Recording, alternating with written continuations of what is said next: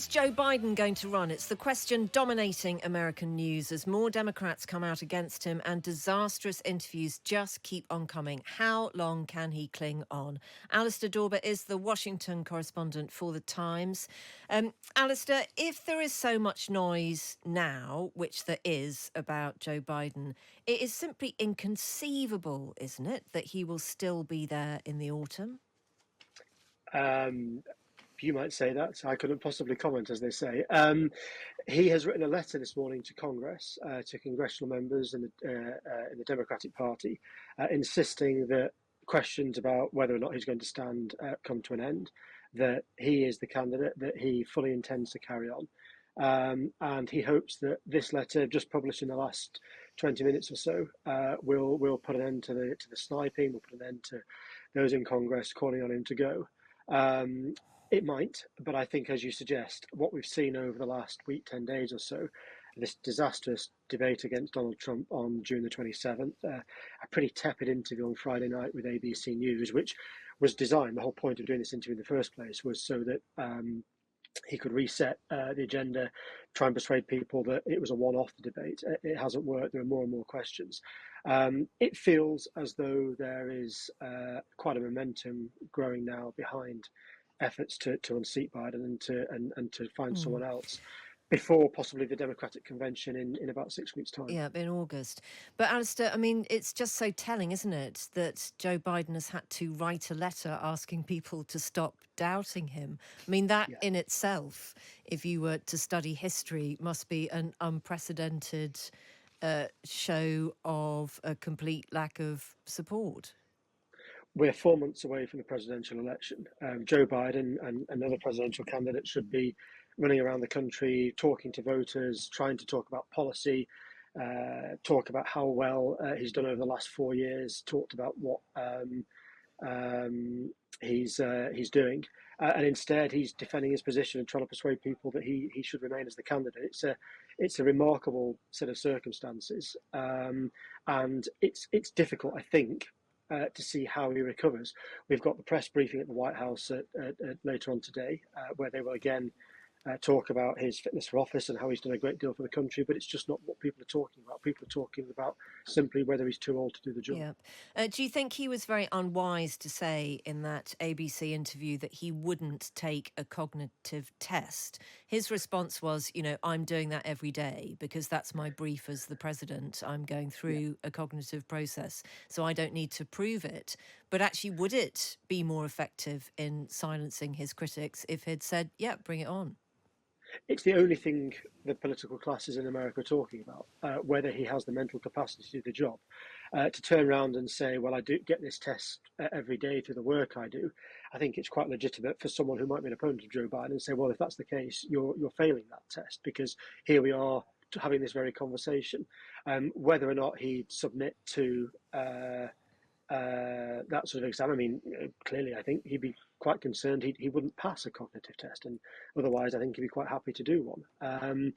It's a very, very difficult set of circumstances. The interview on ABC was I mean, that particular segment wasn't terribly impressive, nor were other parts as well, and it's just reignited these calls on him to go. Yep. So what are people telling you about what might happen next? I mean, were we to imagine that he does agree to stand down or is made to stand down, what then happens? Well, there seems to be a body of opinion that Kamala Harris would step up. It would be easier for her to use campaign funds that the Biden-Harris administration have gathered. She's the one with the greatest name recognition around the country. And I think there's a feeling as well in the Democratic Party, because she's the first woman to serve as vice president, the first woman of colour to serve as vice president. She would be able to attack Donald Trump in a way that Joe Biden perhaps isn't. And so I think there's a sort of feeling that were he to step down, there are those waiting in the wings. He doesn't want to. Kamala Harris is being very careful about what she says. She doesn't want to be seen to be rocking the boat. She's the vice president after all. There are others, Gavin Newsom in California, Gretchen Whitmer in Michigan. There are others, but at the moment, until Joe Biden says I'm going, or is persuaded to go, it's quite difficult for anyone else really to gain any momentum, especially given that there's only only 4 months to go before the election. Yep. Alistair, always good to talk to you. Thank you very much indeed, our Washington correspondent, Alistair Dorber. We can talk now to Laura Schwartz, Special Advisor to Bill Clinton and Director of TV Events in the White House. Laura, very good afternoon from London. As Alistair was saying there, this is all just so distracting, isn't it, apart from anything else? And apart from being a difficult watch, you're seeing human dignity being lost on a near daily basis, I think. But it also means that we're not talking about the American economy. We're not talking about membership of NATO. We're not talking about the moral blancmange that is Donald Trump. That's the huge problem. The Democrats aren't talking about Donald Trump's lies at the debate, at the Supreme Court granting him absolute immunity for official acts. Exactly. Biden's taking the oxygen out of the room, which has been a real drag on the Democratic platform moving forward to 2024. And quite honestly, Biden's team has been too late on responding, going from the defense to the offense. Although I have to say right now, I just got the pull report from the White House that Joe Biden called in to a popular morning talk show on MSNBC television network. So I was just listening to that while Alistair was on. And he said, in all plain words, I am not letting up. France rejected extremism this weekend. The U.S. will reject Trump as well.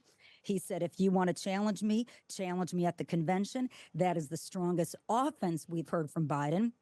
Also, contrary to his ABC News interview last Friday, his voice was strong. Now, he wasn't on camera. He called in, but he really nailed Trump on a lot of the lies and things like that. I'm sure he was reading it off, but I think this is the biggest shift we've seen in Biden going on offense. The problem is it too late? Did they take too long?